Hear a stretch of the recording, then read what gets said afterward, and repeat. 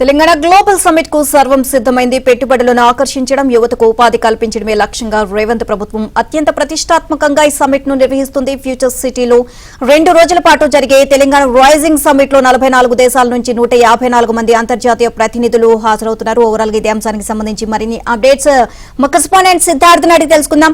సిద్ధార్థ్, మొత్తం ఓవరాల్ గా సమ్మిట్ కి సంబంధించి మీ విశ్లేషణ ఏంటి? అంతేకాకుండా ఎటువంటి అక్కడ పగడ్బందీ చర్యలు చేపడుతున్నారు, సెక్యూరిటీ పరంగా కానివ్వండి, ఇంకా ఎవరెవరు అక్కడికి హాజరవబోతున్నారు, దీనికి సంబంధించి ఓవరాల్ గా అప్డేట్స్ ఏంటి?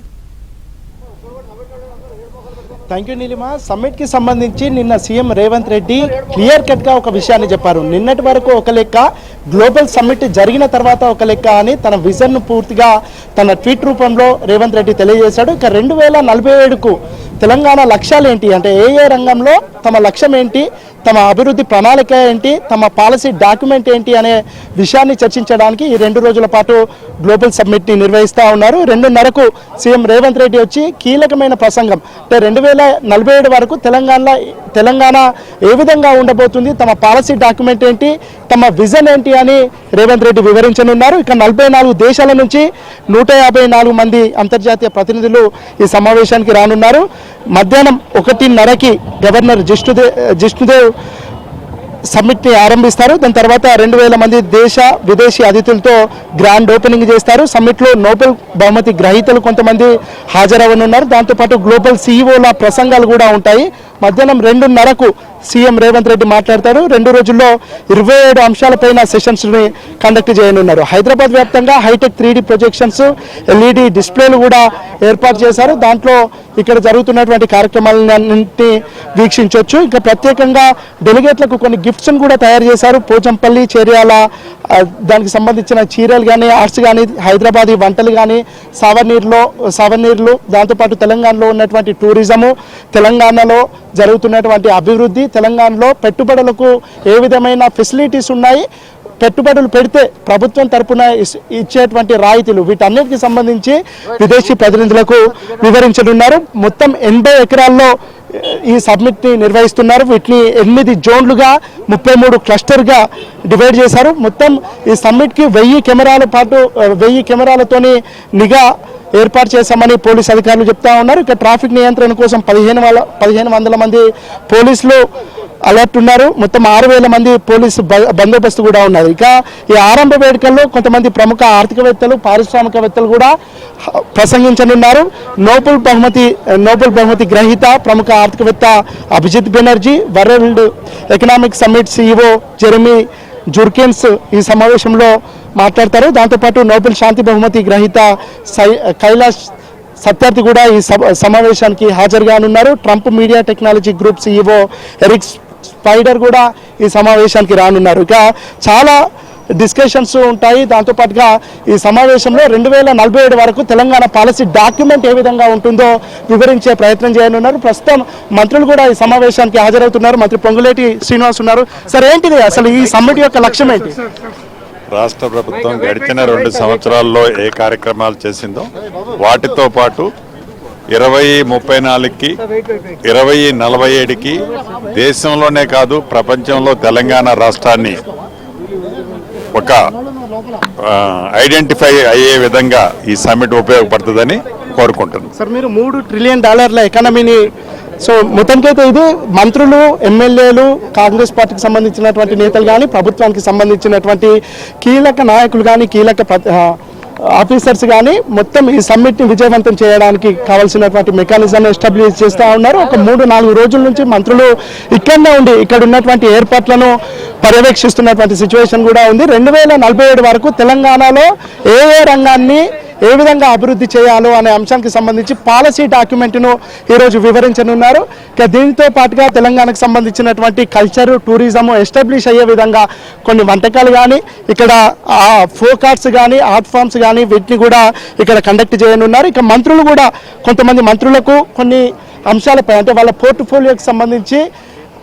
పోర్ట్ఫోలియోకి సంబంధించినటువంటి అంశాలపై మాట్లాడే అవకాశం కూడా ఉంది. గ్రీన్ ఎనర్జీ, తెలంగాణ భవిష్యత్తు ఇంధనం, గ్రీన్ ఎనర్జీ దిశలో ముందడుగు అనే అంశంపైన డిప్యూటీ సీఎం బట్టి విక్రమార్క మాట్లాడనున్నారు. దాంతోపాటుగా ఎలక్ట్రిక్ వాహనాలు, నాన్ ఎమిషన్ టెక్నాలజీ మీద మంత్రి పొన్నం ప్రభాకర్ అడ్రస్ చేయనున్నారు.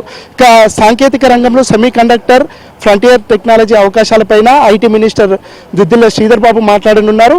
విద్యారంగంలో తెలంగాణను గ్లోబల్ సెంటర్గా తీర్చిదిద్దే వ్యూహంపై మంత్రి దామోదర్ రాజనరసింహ అడ్రస్ చేయనున్నారు. ఇక హాల్ 2, హాల్ 3, హాల్ 4 ఇట్లా కొన్ని హాల్స్ను, దాంతోపాటు అక్కడ ఎప్పుడెప్పుడు ఏ సమావేశం జరుగుతుంది, దాంట్లో ఎవరు అడ్రస్ చేయనున్నారు, ఏ రంగంపై అడ్రస్ చేయనున్నారు అనే అంశానికి సంబంధించి కూడా క్లియర్గా ఒక ప్రోగ్రామ్ షెడ్యూల్ను కూడా అనౌన్స్ చేసినటువంటి సిచ్యువేషన్ ఉంది. ఆసియా దేశాలతో ఆర్థిక భాగస్వామ్యంపై మంత్రి ఉత్తమ్ కుమార్ రెడ్డి మాట్లాడనున్నారు. గిగ్ వర్కర్స్, అదేవిధంగా డిజిటల్ ప్లాట్ఫామ్స్, ఉద్యోగాల భవిష్యత్తుపై చర్చకు సంబంధించి మంత్రి వివేక్ వెంకటస్వామి అడ్రస్ చేయనున్నారు. ఇక రైతుల ఆదాయం పెంపొందించే వ్యూహాలపైన మంత్రి తుమ్మల నాగేశ్వరరావు మాట్లాడనున్నారు.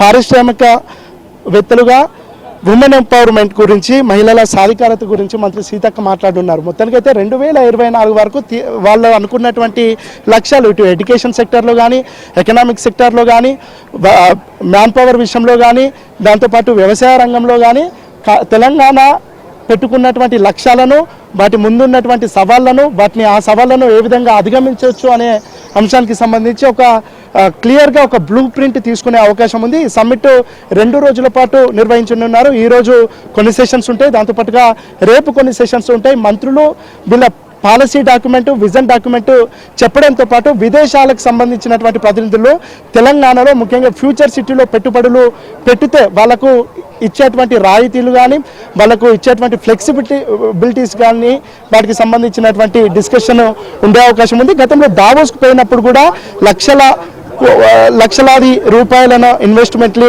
తెలంగాణకు తీసుకొచ్చారు. తెలంగాణ ఒక గ్లోబల్ సిటీగా, చైనా +1 మోడల్ తెలంగాణ అని సీఎం రేవంత్ రెడ్డి పదే చెప్తా ఉన్నారు. తెలంగాణలో పెట్టుబడులు పెడితే వాళ్ళకి ఇచ్చేటువంటి ఇన్సెంటివ్స్ గురించి కూడా ఈరోజు డిస్కషన్ ఉండబోతుంది. దాంతోపాటుగా ప్రపంచవ్యాప్తంగా ఇటు వ్యవసాయ రంగంలో కానీ, ఎడ్యుకేషన్ సెక్టర్లో కానీ, మ్యాన్ పవర్ విషయంలో కానీ, దాంతోపాటు సాఫ్ట్వేర్ రంగంలో కానీ అక్కడ ఉన్నటువంటి పరిస్థితులు ఏ విధంగా ఉన్నాయి, అక్కడి కండిషన్స్ ఏ విధంగా ఉన్నాయి, ఇక్కడ తెలంగాణలో ముఖ్యంగా ఇండియాలో ఉన్నటువంటి కండిషన్స్ ఏ విధంగా ఉన్నాయి, వీళ్ళు ఎదుర్కొంటున్నటువంటి ప్రాబ్లమ్స్ ఏంటి గ్లోబల్ లెవెల్లో, వాటిని ఏ విధంగా అధిగమించాలి, వీటన్నిటికి సంబంధించి ఒక పాలసీ డాక్యుమెంట్ని తయారు చేయనున్నారు. ఈ 2 రోజుల డిస్కషన్స్ తర్వాత తెలంగాణ రైజింగ్ అనే పేరుతో ఒక పాలసీ డాక్యుమెంట్ని సీఎం రేవంత్ రెడ్డి ప్రకటించనున్నారు. వాళ్ళు అనుకుంటున్నట్టు 2047 వరకు తెలంగాణ ఏ విధంగా ఉండబోతుంది, వీళ్ళు అంటే తెలంగాణ ఎకానమీని ఏ విధంగా గ్రోత్ చేయాలి అనే అంశానికి సంబంధించి కూడా తెలంగాణ ప్రభుత్వం కొన్ని విషయాలను వివరించనున్నారు. మొత్తానికైతే తెలంగాణ భవిష్యత్తులో ఏ విధంగా ఉంటుంది,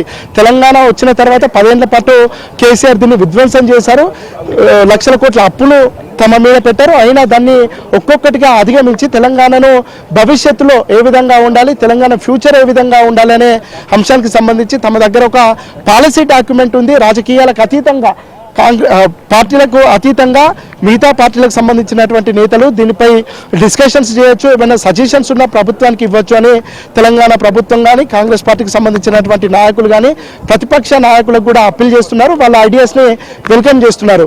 2047 వరకు తెలంగాణ ప్రపంచంలోనే ఒక గొప్ప ప్రాంతంగా, గొప్ప స్టేట్గా ఉండే విధంగా, దాంతోపాటుగా ఇక్కడ పెట్టుబడులను ఆకర్షించడం, యువతకు ఉపాధి కల్పించడమే లక్ష్యంగా ఈ సమ్మిట్ను నిర్వహించినట్టు తెలంగాణకు సంబంధించినటువంటి ప్రభుత్వ పెద్దలు చెప్తా ఉన్నారు. మొత్తానికైతే మరి కాసేపట్లోనే మధ్యాహ్నం గవర్నర్ వస్తారు. గవర్నర్ వచ్చి తన ప్రసంగాన్ని చేస్తారు. తర్వాత సీఎం రేవంత్ రెడ్డి ఈ 2 రోజుల సమావేశం తెలంగాణలో పెట్టడానికి గల కారణాలేంటి, ముఖ్యంగా విదేశీ ప్రతినిధులను ఇంత పెద్దన ఆహ్వానించడానికి గల కారణాలేంటి, ఈ సమ్మిట్ యొక్క ఉద్దేశం ఏంటి, దాని లక్ష్యం ఏంటి అనే అంశానికి సంబంధించి కీలకమైన ఉపన్యాసాన్ని చేయనున్నారు. ఇక మంత్రులు కూడా తమ శాఖలకు సంబంధించిన అంశాలతో పాటు దాన్ని ప్రపంచవ్యాప్తంగా ఎట్లా కోఆర్డినేట్ చేయాలి, ఎట్లా కనెక్ట్ చేయాలి అనే అంశానికి సంబంధించి కూడా కొన్ని కీలకమైన ప్రసంగాలు చేయనున్నారు. దాంతోపాటు విదేశీ ప్రతినిధులు, ముఖ్యంగా వ్యాపారవేత్తలు, ఆర్థికవేత్తలు వస్తున్నటువంటి నేపథ్యంలో ఇక్కడ ఉన్నటువంటి కండిషన్స్ని, ముఖ్యంగా ఇక్కడ ఎదుర్కొంటున్నటువంటి ప్రాబ్లమ్స్కి సొల్యూషన్స్ ఏంటి అనే అంశాలను కూడా వాళ్ళతో డిస్కస్ చేయనున్నారు. మొత్తానికైతే తెలంగాణ ఒక గ్లోబల్ స్టేట్గా ఎమర్జ్ కావడానికి ఈ సమ్మిట్ ఉపయోగపడుతుందని ప్రభుత్వ పెద్దలు చెప్తా ఉన్నారు. ఇక సీఎం రేవంత్ రెడ్డి కూడా నిన్న కీలకమైన ఒక అంటే ప్రభుత్వం ఏర్పడి 2 సంవత్సరాలు అయినటువంటి నేపథ్యంలో తాను ఒక ట్వీట్ చేశారు. ఆ ట్వీట్లో ఇప్పటి వరకు అంటే 2 సంవత్సరాల పాటు ఒక లెక్క, ఇప్పుడు గ్లోబల్ సమ్మిట్ అయిన తర్వాత తెలంగాణ రూపురేఖలు, తెలంగాణ భవిష్యత్తు పూర్తిగా మారే అవకాశం ఉందనే అర్థంలో ఆయన ట్వీట్ పెట్టారు. అందుకు అనుగుణంగానే ఈ 2 రోజుల పాటు కార్యక్రమాలు, డిస్కషన్స్, దాంతోపాటు పాలసీలు, ఎంఓయూలు కుదుర్చుకునే అవకాశం ఉంది.